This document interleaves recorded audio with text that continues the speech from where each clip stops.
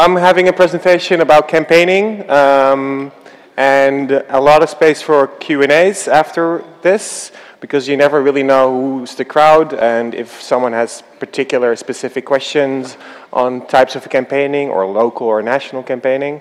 So that's going to be at the end of it. That's me with Jesse Klaver. Don't know if that name is still sort of known in the European world, but it was, yes, he is. One of the first big successes of the Greens, showing that a huge rise was possible in 2017. And this was in the room, preparation room for a hall with 5,000 people, most of them under 30 years old, that we managed to fill just a few days before the elections, which was unprecedented in the Netherlands. And I've done a few campaigns in recent years, maybe a bit too much, to be honest, for myself at least. 2017, the national elections, where we went from the smallest to the biggest party on the left. In some polls, at some point, just a week before the elections, we were actually maybe the biggest party. That in the end didn't happen, but that just shows how enormously we rose. And then in 2018, we had the local elections all across the Netherlands, where we were the largest local winner, and in 9 out of the 10 biggest cities now we're in the local government, and the mayor of Amsterdam is a Green, the former leader of the Green GroenLinks. And then just a month ago, a few weeks ago, the Green Wave, which was an amazing campaign to work on, and really a huge success for the European Greens and the Greens as a whole. And then way back in 11 years ago, this shitty picture was made, and who you see on the other side is Barack Obama and me, because my first campaign experience was a volunteer in Virginia, United States, for the 2008 Obama campaign. And the one big thing that it showed me, next to all the opportunities for canvassing and using data and using social media, one of the big things it showed to me was that if you have an engaging story and you ask people to participate, people will participate. And in that period of time, 2017, 2016 in the Netherlands, the narrative in media was the youth is apolitical and not engaged. They will not go out to the streets anymore, they won't vote, they don't care anymore. And what we showed in that election is that it actually is untrue, but it was a question of speaking to those people in the right way and having the right story. And Obama really inspired me with that. So the Green Wave, I'm just going to do one of my favorite videos that we made for the campaign, celebrating the Greens across Europe. Do we have audio?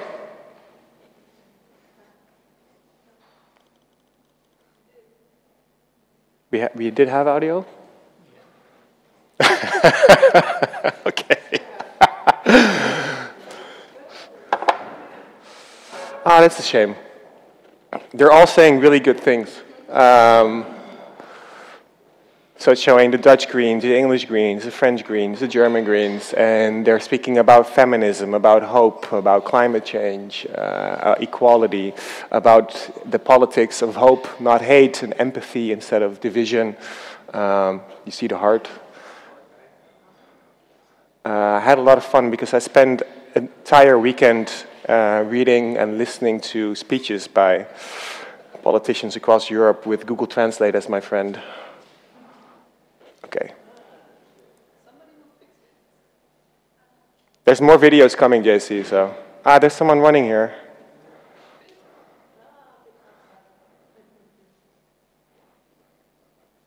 Jamais nous ne laisserons les visiteurs et les souverainistes de tout poil boucher notre horizon. Okay. Is this the one without subtitles though, so I hope you speak all your languages. The activists are rallying for action on climate change. Tens of thousands filled the streets of cities like Melbourne. The EU is the biggest peace project that we've ever had in history.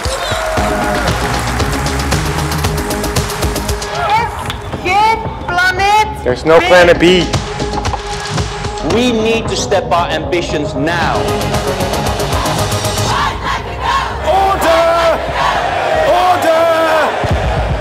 European Green Parties kämpfen gemeinsam für ein We're starkes fighting Europa. together across There's an Europe. alternative for the center parties, But this alternative is not built on fear and anger, but built on hope and empathy.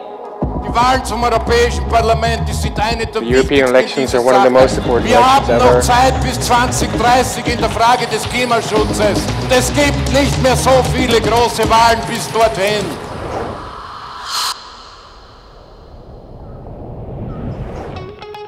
Liberté, égalité, fraternité et durabilité, Monsieur Macron. We need a feminist Europe! We also have to fight for LGBT people. Jamais nous ne laisserons les brexiteurs et les souverainistes de tout poil boucher notre horizon. Jamais ne céderons à Le Pen, à Salvini, à Orbán, à Kaczynski, à Kurz et à tous les autres. Nem lehet kerítést építeni, hogy majd a kerítés megállítja a klímaváltozást. Mi vagyunk az utolsó generáció, aki még változtathat a Borders don't solve climate change. And this is a moment of hope, because we know that climate change can be stopped. Come on, we need to end business as usual before business as usual ends us. I want you to imagine a future in which Europe is run 100% on renewable energy sources by 2050.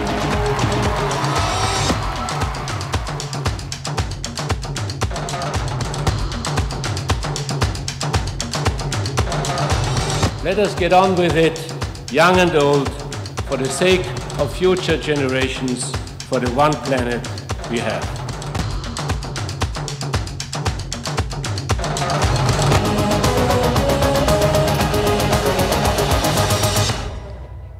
Wait. As I'm talking to you, vote.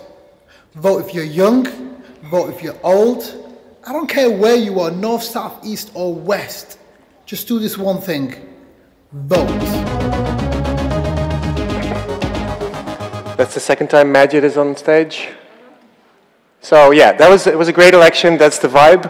And in the next 90 minutes or so, I'm going to talk about the electorate and the discourse and how I think that's changing, what kind of opportunities that gives, how new media is asking for a new narrative building from a political party, how you go from having people listening to you to engaging them, making them active, what kind of activity they can actually have that participate in the elections, and all your questions. So to whom are we talking and what are we saying? And a funny thing is that studies from Green parties across Europe show that it's basically, with a little exemption here and there, the same group of people that votes for us. It's women, it's millennials, so under 35, it's highly educated people, and it's people living in the more urban centers. And you have to remind yourself that millennials have a different media diet and a different worldview to an extent, often more radically progressive and more inclusive and more green than older generations. And I used to be a journalist for years. Do the media really reflect the millennials' concerns and worldview? No, they do not. For one reason, most people in media are also older and more male, and also because media is often skewed towards the status quo. And the Greens are a bit more radical than the status quo. So you have the ability to play with this, to offer a narrative that's not being heard in media or to influence the narrative that we're seeing in media. And still, traditional media is by far the most important discourse that we have to influence voters. But the game around the traditional media has changed. Just look at these two people. So Twitter influences that discourse. A lot of discussion more and more these days is about what's called the Overton Window. The Overton Window meaning what is seen as status quo and what is seen as central left and central right criticism of that. That is generally portrayed in media. If you really want to change the discourse, and the radical right has been doing that for 10 years, you say something that's way out of the accepted, and slowly the media turns into that direction to make it more accepted. And slowly that way the agenda becomes more urgent on the right wing and more extreme towards the right.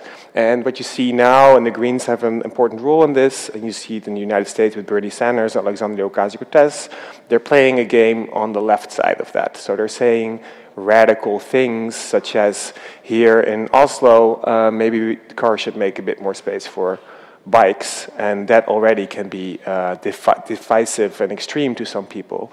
That means you're slightly out of the Overton window of what used to be accepted, and you're changing the discourse around about a certain topic. And Twitter is a great place to do this. I don't know if anyone has seen this documentary about Alexandria Ocasio-Cortez on Netflix. It's great, watch it. But there's this one scene that actually shows her story more than any other scene to a large extent, and that's how her Twitter followers grow enormously. Because the peak of her power is being able to eloquently pronounce ideas that are out of the centrally accepted, and that drives her engagement around her. And Bernie Sanders is not different. Look at what he said 4 years ago. That was all seen as radical, and now it's basically the normal, the status quo of the Democratic Party. And what's also happened is that you can play a different discourse game than traditional media is playing, mostly through Facebook and Instagram, meaning that the media diet of millennials has changed. They don't read newspapers as much. They often go to Facebook and Instagram more and more as a main source of finding opinions and information. And that's a place where you can have just as much impact as journalists and media themselves do. Even more so, journalists and media don't have anything to benefit from telling their story by advertising their story, and political parties can tell their story but also advertise their story and suddenly reach a lot of people. So new media and new stories. So how do you talk to millennials? How do you talk to me? I don't know if this is, I think it should be by now a infamous picture. Trump's wife where she went to the children's centers in what's now being called in the United States concentration camps for immigrant children on the border with Mexico, and then she wore a jacket that said on the backside, "I really don't care, do you?" Which is just horrific. And I'm just here to say that yes, we do care, and so does more and more of popular artists and cinema, and so do young people. So let's start from that basic fact that yes, people do care. And where does this caring comes from? And one of the most important books in my thinking about campaigning is Drew Weston, The Political Brain, and it's basically analysis of speeches and narratives of presidential candidates since I think the 70s or the 80s, and it shows how Nixon and Reagan already tapped into an underlying idea of values instead of just on facts, while the Democrats kept talking about pure policy and pure facts all the way into the 2000s, and that is not enough. You have to start with values to lure people in. You cannot just say values and not have solutions. You have different parties for that. That's not the Greens, but you have to put those values first, because caring comes from the heart and not from the brain. And knowledge, people are really smart, smarter than a lot of people give them credit for, but they don't have as much information as a lot of political parties think they have. So you have to think it the other way around. They probably know less about the issues that are now playing in politics and what the different sides are per se, but they do have a lot of instinctive knowledge of good and bad and right and wrong and trustworthy and not trustworthy. So a lot of knowledge comes from instinct. You have to take that into consideration. For example, a mistake that GroenLinks used to make was they had every campaign a naked person standing somewhere with a sign in front of his genitals. And that reinforces a cliche of Greens being out of touch with reality and out of touch with seriousness. And that's an instinctive truth to an extent. Some Green parties did have this to an extent. But to play in a more strength of the Greens, Jesse Klaver brought out a book called The Empathetic Society. And then you're building on a strength that people already instinctively know that Greens are an empathetic movement, empathetic political party. And the fight for justice comes not from justice itself, but again from values first. So we had this video made, I'll come back to it, where Jesse Klaver was explaining the party program in 6.5 minutes. And people under 30 watched the entire video, and I think it was about 2 million in a country of 17 million. And it was just Jesse Klaver standing in front of a gray background, but first explaining where his values come from and explaining his party program. Ik geloof in een samenleving waarin we eerlijk delen. Ik geloof in een samenleving die gebouwd is op duurzaamheid en waarin we omkijken naar elkaar. Dat zijn de waarden die mij iedere dag drijven in de politiek en dat zijn de waarden die ten grondslag liggen aan de plannen die ik in deze video aan jullie presenteer. Laten we beginnen bij het resultaat. Wat gaan onze plannen jou concreet opleveren? So turning it a bit around. So people want to know where you're coming from, then they want to know what the actual results are, and then they want to know how you're doing it, instead of the other way around. And that sounds maybe very logical, but a lot of communication also from Green parties is not that way, and it starts with explaining how we're going to do it. And to speak in a way that people care about, it's not just about values, it's about tone of voice and trying to come close to people's tone of voice. And one very interesting example of this, or proof, I would say, is that all successful new media of recent years are doing something different than traditional media. So traditional media was objective, state of fact, and new media is state of fact plus opinion, state of fact plus emotion, state of fact plus value, state of fact plus humor. And that goes from like the satirical news programs like The Daily Show in the United States all the way to the right-wing extreme Breitbart, and also from the United States. And you probably have your own examples in your country. I can have a sort of example of all of these things in the Netherlands at least, where really it's about putting your human self and your human response back into what you're talking about. That makes them successful and more successful online than traditional media. This was a video that we made for GroenLinks, trying to capture what was underlying in society that no one was actually talking about. We are afraid. And we're all afraid of something else. Fear narrows your vision. Fear is black and white. Fear is what you believe, what you already thought. And what in times like these is reinforced and confirmed. We are afraid of refugees, of populists, of facts or fake news, of crazy Americans or hacking Russians, of weakness, of strength, of more, of less. We are all afraid of something, but the only thing we need to fear is fear itself. The world is how you see it, so don't hide any longer. Show yourself, speak up, and vote. So during this election, we suddenly had so much money coming in from crowdfunding that I, in the last week, didn't actually really know what to do with it. And we made this video together with a befriended agency, and we managed to get this video in all the cinemas to play in front of movies just before the election days. And this video is not saying anything about policies, it's not saying anything about climate change, it's not saying precisely how we're going to do it and when. It's just trying to capture this underlying emotion. And mind you, this was an election just after Trump got elected in 2016, just after the Brexit vote, 2016, and just after, in December 2016, Geert Wilders, the original Donald Trump from the Netherlands, was polling as the biggest party in the country. So that's the area that you're working in, and we actually just tried to capture that emotion a lot of people had and put our logo on it. And we made a ton of videos without having a lot of money.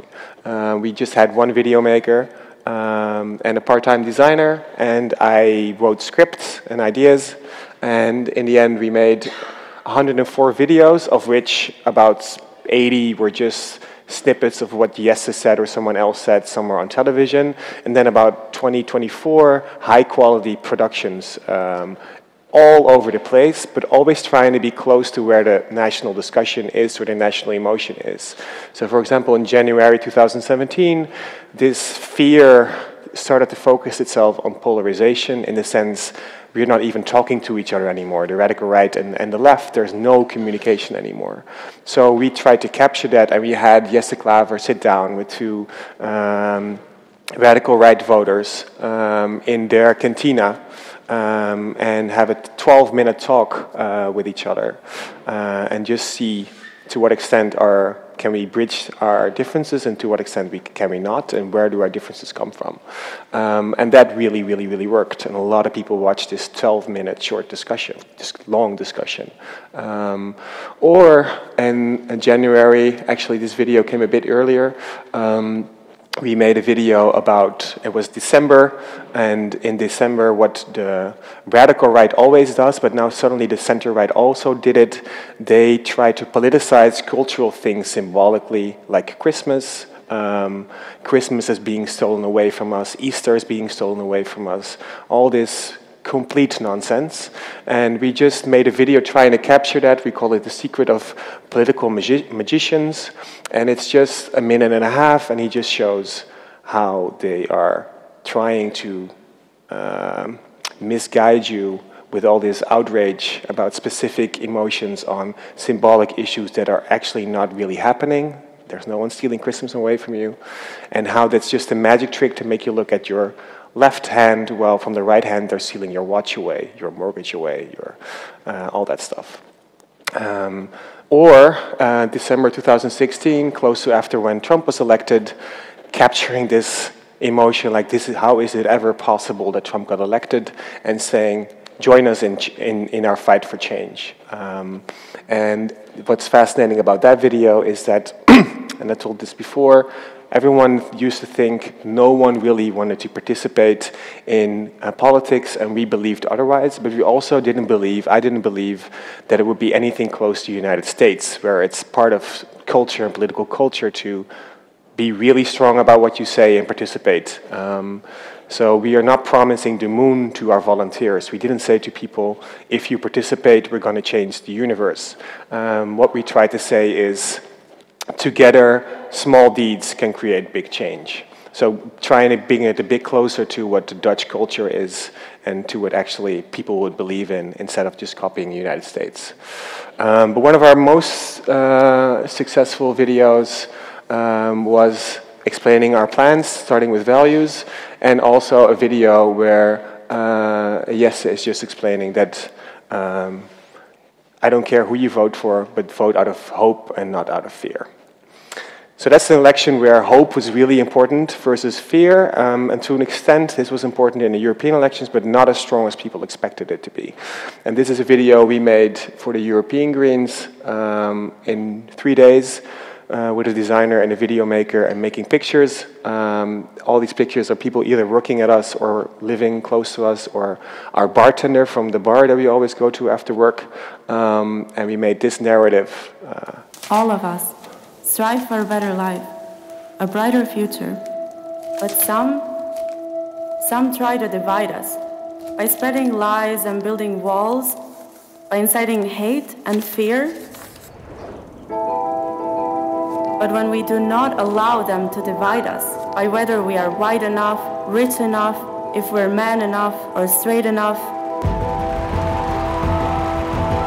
but when we act together, no matter your age and gender, your color, your God, or who you love, and when we rise up, all of us across Europe, like they did before, like we did before, for our planet, for equality, for hope, we will have that brighter future. We will change Europe. That is what the Green Wave is about, to rise up together. So, hope not hate, but a lot of it is about climate change, and climate change is a major driver to get people to go vote. And in European elections, and also in the local election in the Netherlands, it's not about as much about persuading people to vote for you. It's more about mobilizing your potential voters to actually show up. In elections where 40–50% of the people vote, it's mostly young people who don't vote, and it's mostly young people these days that are going towards the Greens. And the major reason for people to vote is to vote to have an influence on climate change and stopping the climate crisis. And this is just a short video that we made for Amsterdam, for the local elections, trying to play into that.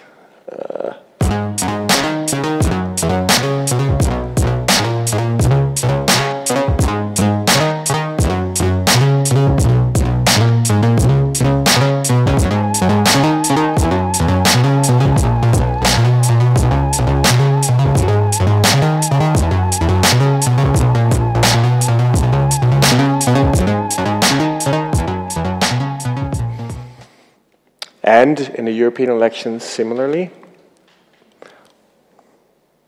And the funny thing about this is that I got some data from another Green Party about what the best sentences were to make people vote.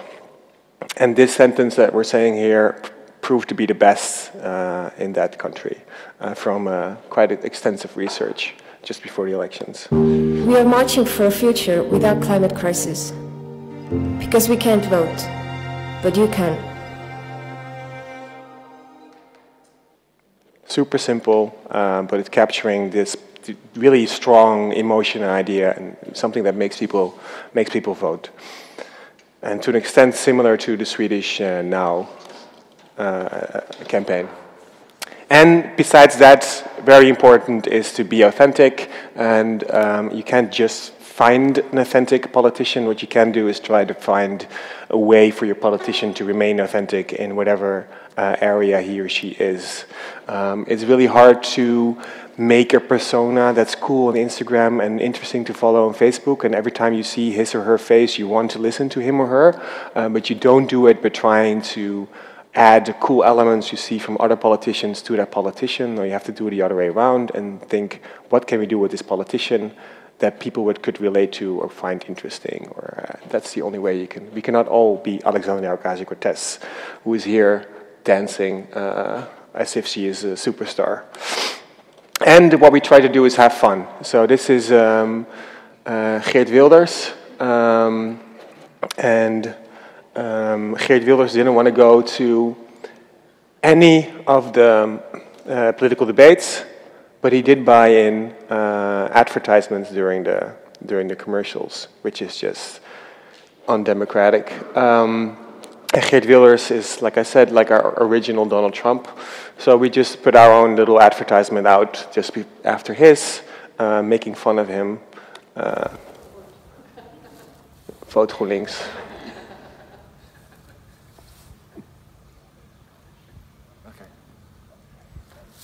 It's funny that this is like a Russia area. It really makes sense for these politicians. And so if you're trying to make something like a video or whatever, you have to ask yourself, would you care about the issue, but would you also care about the person who's saying it, and would you think that it's important, yes or no? And don't try to tell your complete party program to everyone each time you speak to them. It's just not going to work.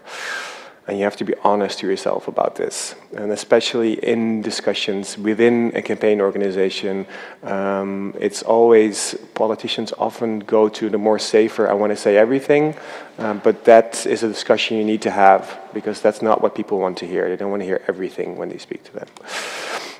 How do you turn this engagement into action? And there's this amazing quote, it's heroic people doing really boring and frustrating things that's behind almost every great movement in history. This is the sentence that I always say to volunteers, just to prepare them a bit and keep them on board. But it's also quite true. Most of the really important things that people can do is boring and frustrating.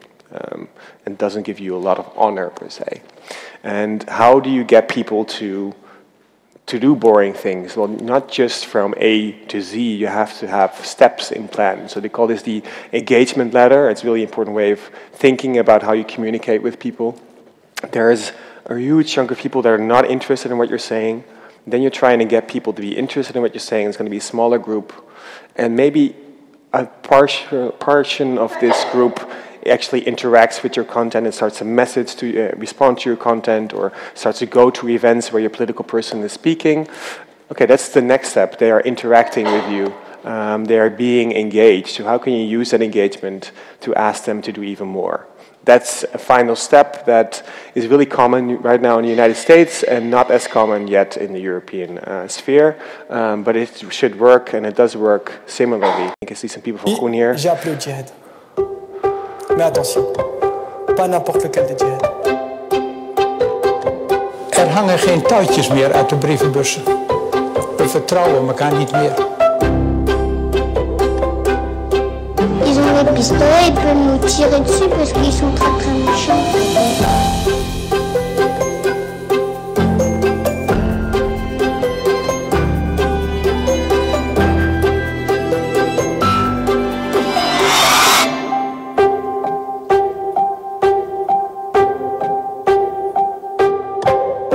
In this new world that we live in, we can't isolate ourselves. We can't hide behind the wall.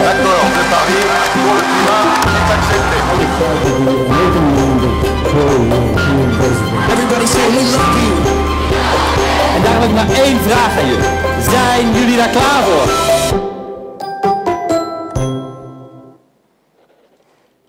Really nice. Oh. Oui, ça va mieux.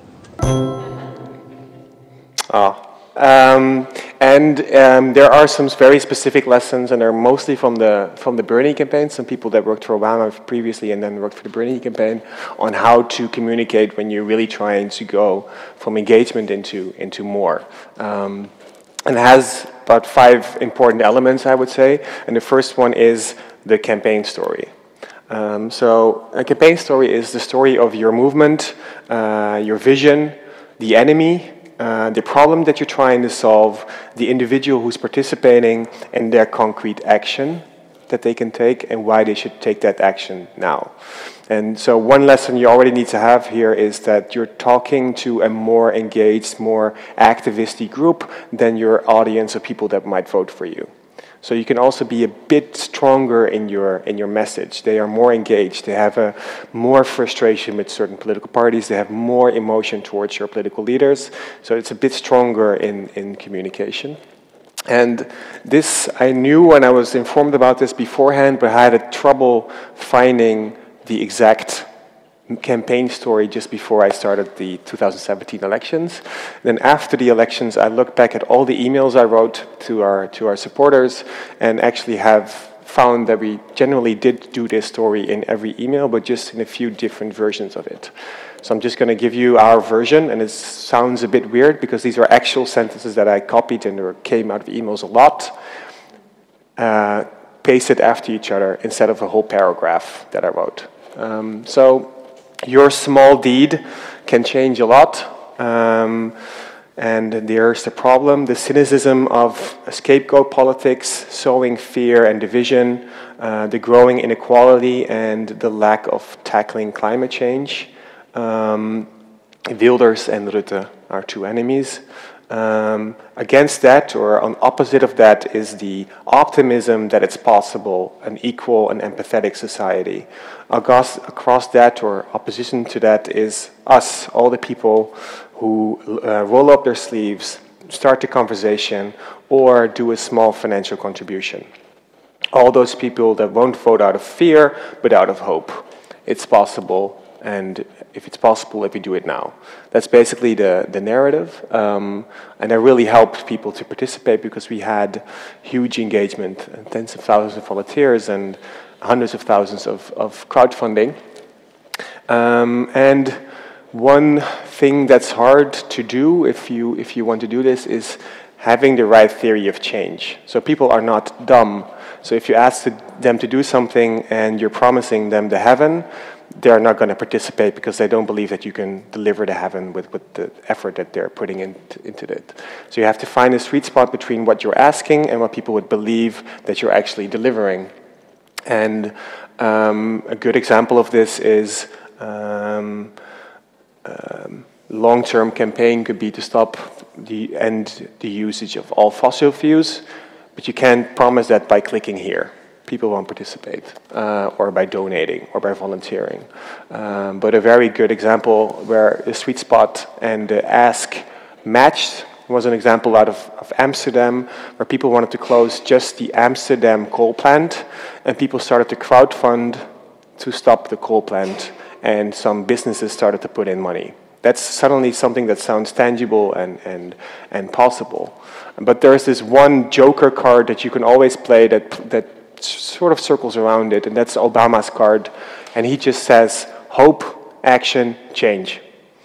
So very abstract terms, and people want to believe that. Another really important thing is to always ask. So in our messaging, after every phone call, every Facebook message, every tweet, every email, there was a please do more type question. Become a supporter, donate, become a volunteer. Every time. You have to show them a good example. So you cannot lean back and not participate yourself and then ask people to participate. People will find out and they will stop participating. So you have to always also show that you're doing what you're asking. And here is the most important question that I cannot answer for any of you. That's really based on your context and the engagement around your political party and the urgency of the campaign and the elections. But this is what you need to find out. What is the participation that you want to have? But what is actually the level of engagement that you have? And in between that, those two things, you can do things. You can let people participate. So what type of participation can you do? Well, one of the things that GroenLinks did is half of the campaign budget was crowdfunded. Mind you, there was never any crowdfunding or donations in the Netherlands. I think the highest before this was 20,000 by one political party. And then we got more than 300,000 in donations, euros, which is more than half of our campaign budget for the national elections. And we did that, by the way, by writing emails, long emails from Jesse Klaver, emails from me, emails showing our team and pictures of our team, basically showing how tired they are and that they need your help, or an email trying to explain to you what kind of emotion and urgency we are putting in and that we hope that you can match it. We had one of the emails where we just showed our poor, dirty, tired faces. I think it got 30,000 euros in donations. So that's a very neat trick to use. You can use makeup. And we try to be creative. So I used to be a programmer / journalist before I went into politics, and I knew quite some Amsterdam-based designers and programmers, etc. And I just asked them, I had not a meetup, but a geek up with 50 geeks. And I told them the story of why I stopped doing journalism and went into politics, why I think it's important now. And I asked them, do you want to make cool things with me for a good cause? And then, yes, they did. So one of the things they did is build a canvassing app that was appraised at 200,000 euros. And they just built it with pizzas and from their own home. And we had memes. I don't know if everyone's familiar with memes. Memes is basically a general picture. I have trouble explaining. A general picture that you already have some sort of connection with. You understand the normalcy of the picture, but that you completely change the context of that picture. You completely change it with just some text. So here's a picture of Jesse walking into a room, and then the text is, come over, I can't, my parents aren't home, and then Jesse walks in.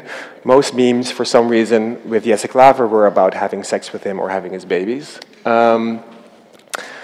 And we had a programmer making a Super Klaver instead of a Super Mario, where you jump on Geert Wilders' head and at the end you stop a coal factory, which went to become national news for some reason.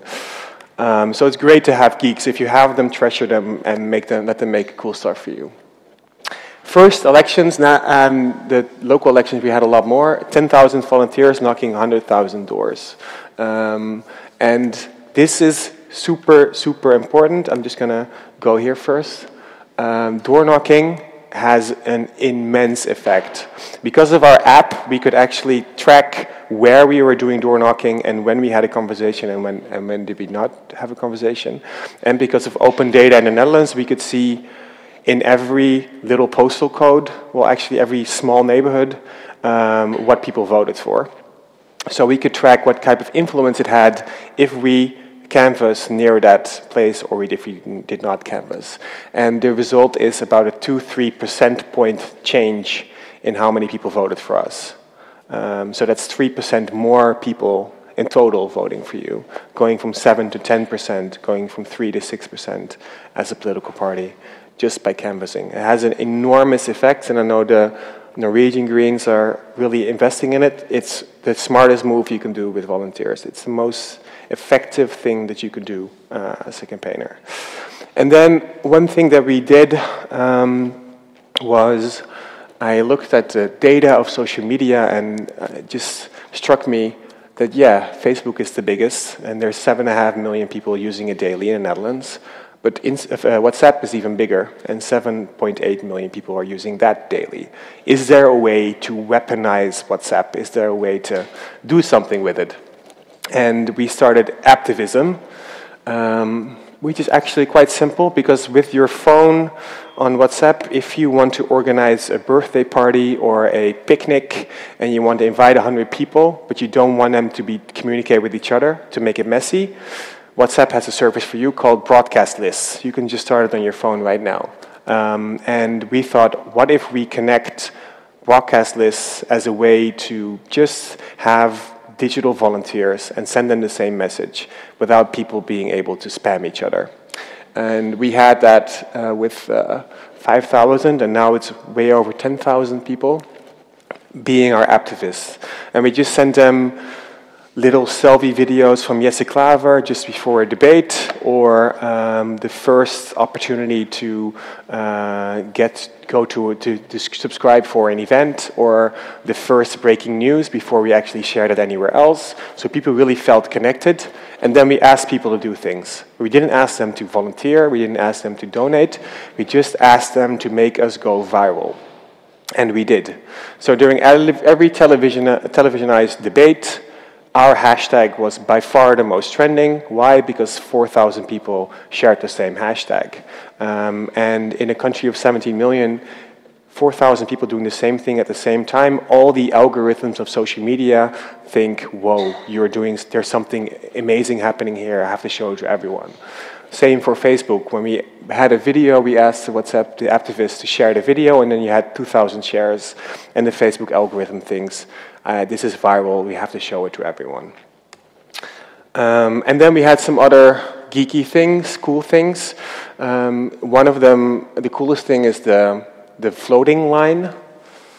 So we asked people via Facebook and Twitter in the last 3 days of the campaign, are you not sure what to vote for? Send us a WhatsApp message and we'll answer all your questions that you might have. And in those last 3 days, we had about 80 volunteers working often deep into the night, like 4 or 5 o'clock in the night, because it was so incredibly popular.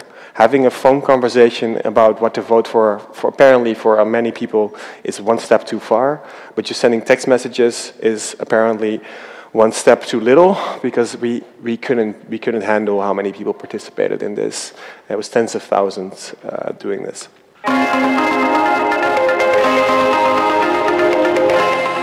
And then one example of this is in the local elections. We had 130 local campaigns that we actually did, 400 municipalities, but about 130 where we actually tried to get seats as GroenLinks, and we asked them to only do 2 things: knock doors and spread our social media on their channels, making an immense local campaign actually quite an easy and simple campaign. Okay, so that's it. We have Q&A. Sure, yeah. I think a mic is coming.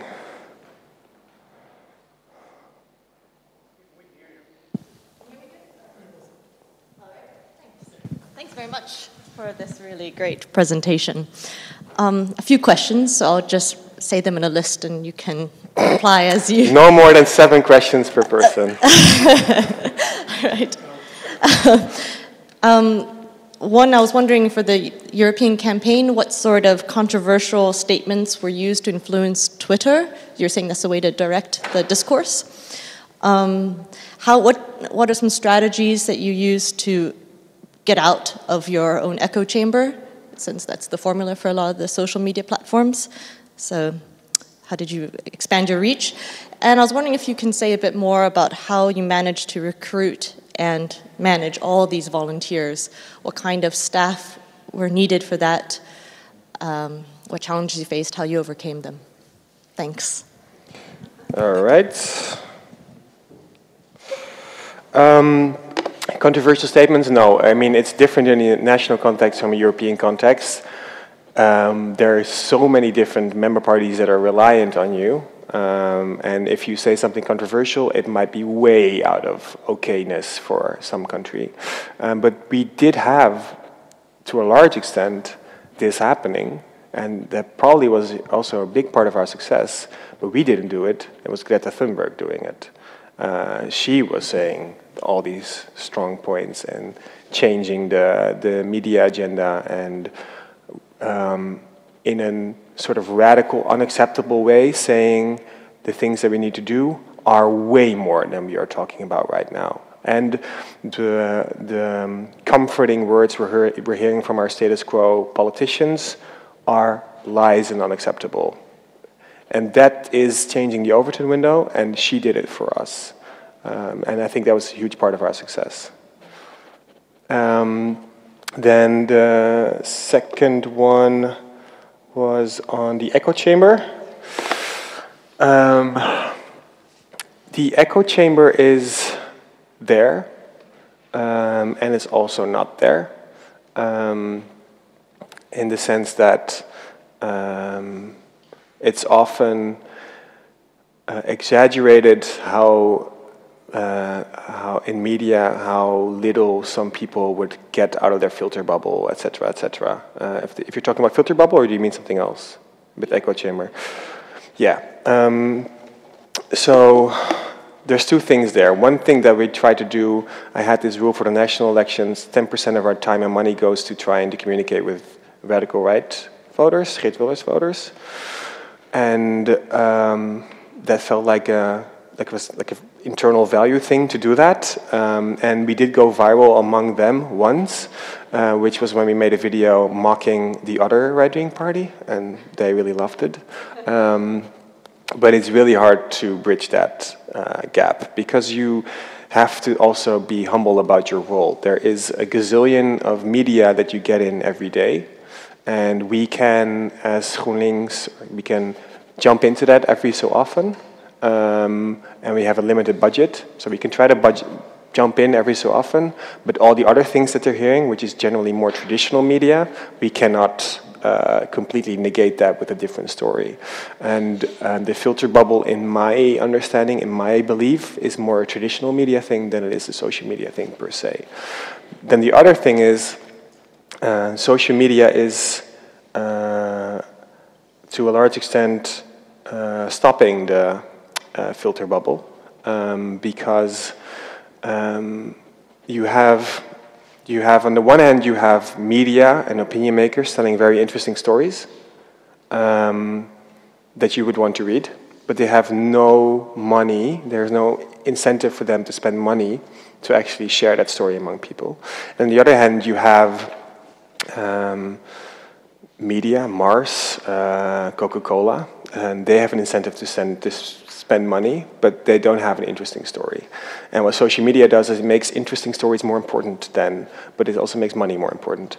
NGOs don't have a lot of money. Political parties do have money to spend and also can tell interesting stories. And that managed us to reach millions of people, way more than our own audience. But to be honest, you have to be pragmatic in your communication. So we spend 10% trying to reach people that are way far from us, and then we spend 90% of the money on trying to reach the people that are close to us. And that's a question of not per se filter bubble, because I think it's easier to reach more people, but more about how little money political parties have to a large extent. Then your third question was on managing the volunteers. Yeah, so one really important answer there is software. Really important. And 2, 3 systems that are used a lot are Action Network, Bluestate Digital, and Nation Builder, of which Action Network is one that is affordable to almost everyone. Action Network, do you want to hear the names? Or just slower in the general sense? Sure. There's 3 software solutions for being able to communicate to a large amount of people and volunteers and manage them without having a lot of people to organize it. And that's Bluestate Digital, Nation Builder, and Action Network. And Action Network actually is an affordable solution to almost every campaign because it's priced on the basis of how many people you're trying to reach. That's one. And the other thing is, and I can go into this very long, but you need a layered model. So you need one person dedicated to training other volunteers that then manage other volunteers. So for example, in the local elections, we had only one person working in our campaign to manage all the volunteers. But what he did is he had all the campaign leaders and local campaign leaders, meaning in Amsterdam there were 10 campaign leaders for different areas of Amsterdam, and he did nothing else but give them trainings, give them weekly to-dos, and call them every week and again and again. And then those volunteers are your missing link in being able to have tens of thousands of volunteers working for you efficiently. But you need this layered model. You need volunteers that step up and become responsible, and you need direct communication between your office and those volunteers. So we had one person doing this, all of this, managing tens of thousands of volunteers, door knocking every weekend, and sometimes in the last days, almost every evening. Any other questions? I had a question, so I was signaling. Yeah, sure. I will try to keep it short, but I had an idea with a friend who is a programmer, and we are thinking a lot about the loneliness in the world. Mm-hmm. So, and that that apps like increase the loneliness. So if we have a need, then that is a real need to maybe, if people are using apps, then why not use it to make people meet? And about the green environment community, then do you know if anyone has started a project like this, like combining the 2 needs of environmental positive change and also combating loneliness? I do not know. I think it sounds super interesting and super cool to work on, but I have no examples of this. No? Just yet, no. I can't elaborate just now, but we don't have time. But after this? I can try, yeah. Yeah. Okay, I was thinking about your presentation, and you talked about narratives as well. And in campaigns, there's always competing narratives about from our party and from other parties, and sometimes they conflict. Most of the times they conflict, actually. And I was kind of wondering, at least in Finland, the True Finns party is starting this kind of narrative where they tend to ridicule the Green Party and kind of diminish its popularity by laughing at them in a tone of voice that is kind of diminishing them and their power. And I was wondering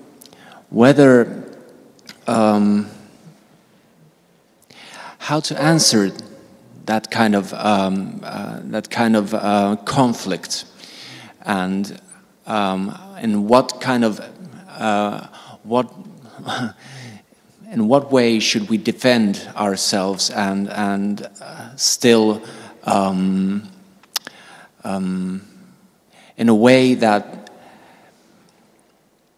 keeps us positive and keeps us truthful for our goals, and still at the same time keeps us on track on our narrative without losing focus that the other narrative is trying to pull us out of. Yeah, that's not an easy answer.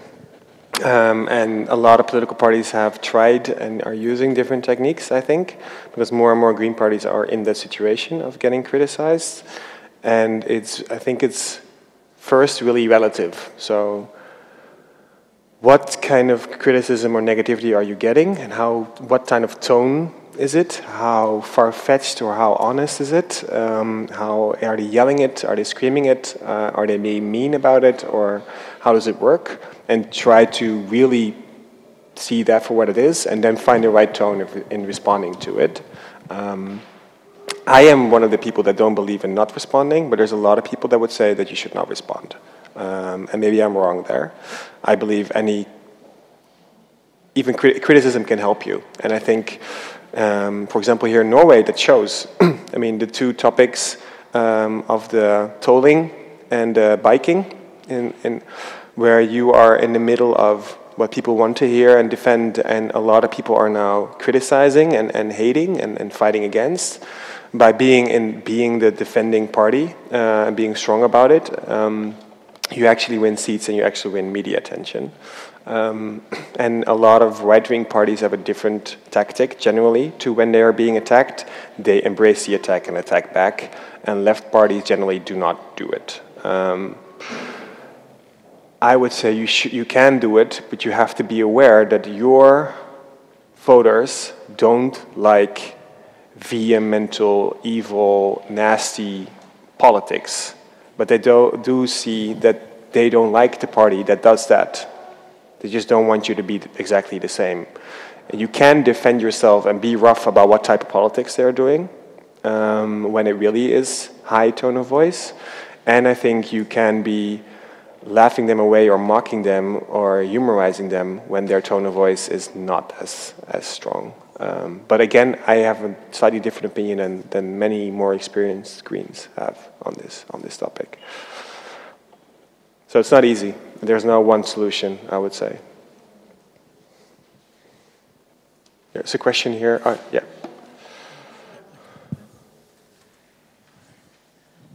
Thank you. Again, I'm really glad that I'm here. And I think we are privileged, all of us who were listening to you. And this is not the first time that I listened to you, and I think that you represent a treasury of knowledge, and you are a great asset to not just the Netherlands, but to Europe, and also President Obama as well, even if you are very modest, but you're great. So first of all, I'd like to invite you, as I already invited all the speakers and all of you, to Hungary, because I come from Hungary, from Budapest, and I don't want to be long because this is unfortunately my background is teaching, and I'm also a father of 4 kids, so I keep talking a lot. But I'd just like to be focused on one of the messages that you pointed out, is that one of the key jobs that you have is to break the status quo. And in the context of politics, and in the context of media, I'd like to ask you the following. Do you have any message, or do you have any experience in working within a liberal democracy where fake news, populism, and post-truth is the official government policy? And if not, then would you be prepared to work in that kind of environment? Because that would be a very interesting experience, I'm sure, for you as well, professionally.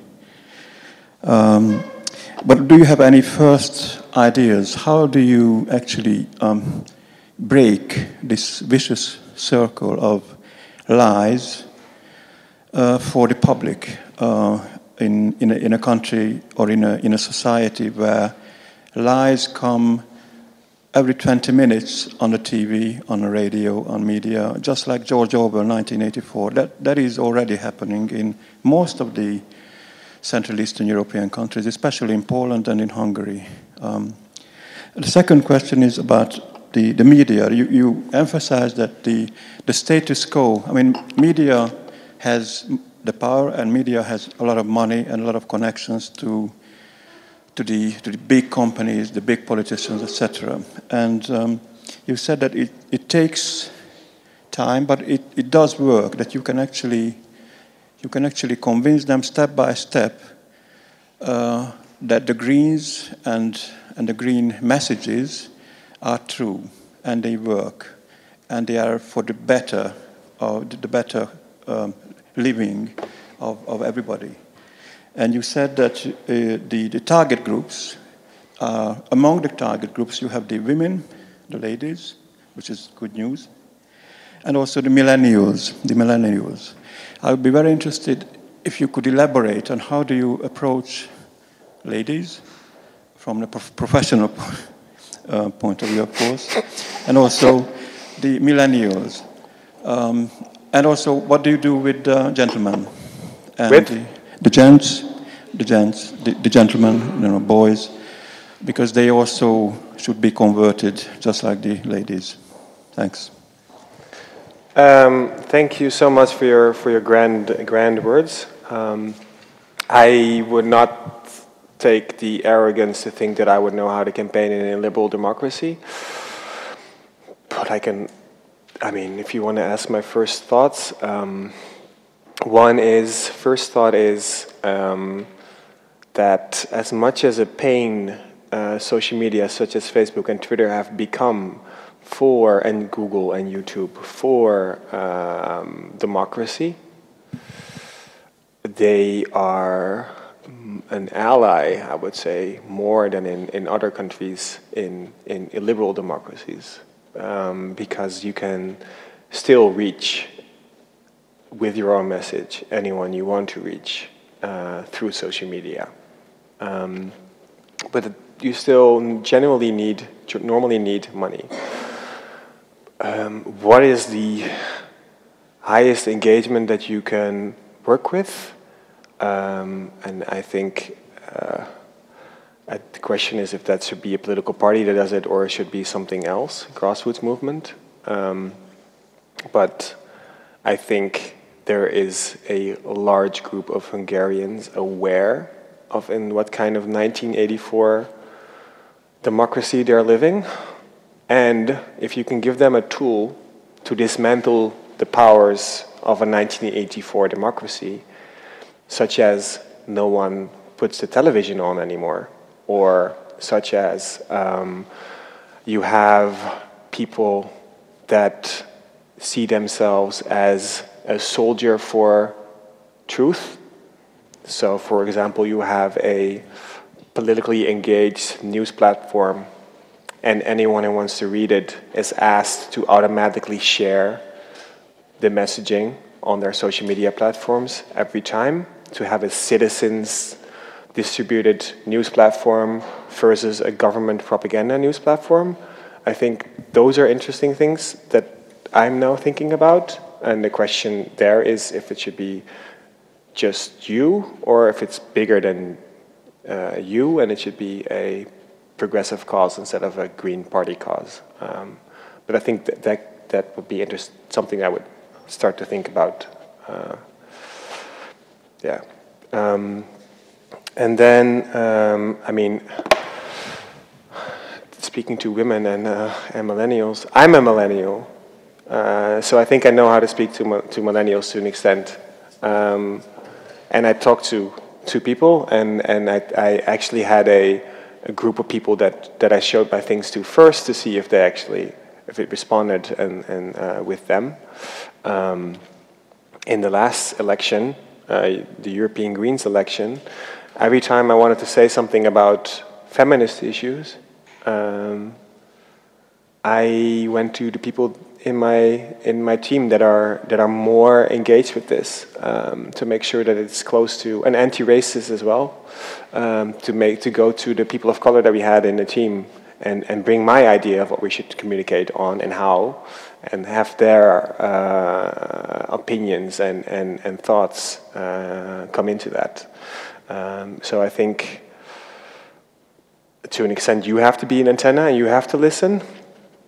I Twitter like crazy because I want to get all those opinions and see who's participating in those opinions and get an idea of a radar of where people are and join into that.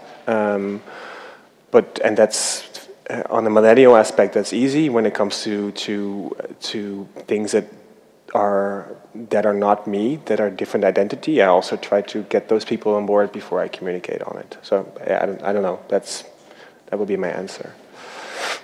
Did you have another question? Ladies.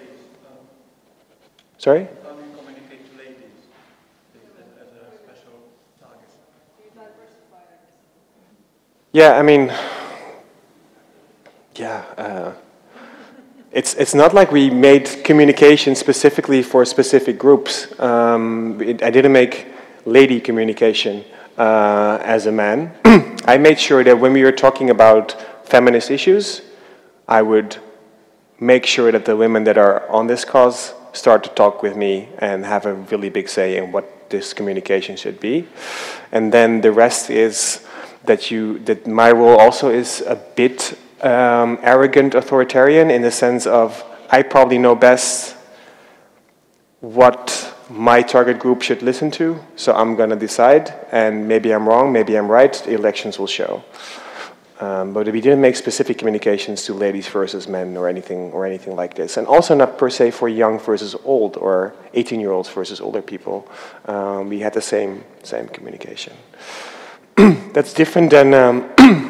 And you have to be very rich, I think. But the Austrian Greens, when they elected von der Bellen, had a whole different strategy. And they had specific communications for specific target groups all the time, which is something that is common in the United States. But that's a whole different technique of campaigning. And we have just 1 minute, and there's 2 questions here. Well, I'm definitely not a millennium, but what I learned out of this, and it is the first time I see you and hear you, is that the moving pictures and the movies are quite fashionable now, and so that's a good way to transport in an easy way your message. Are you kind of teaching the European Green parties as a...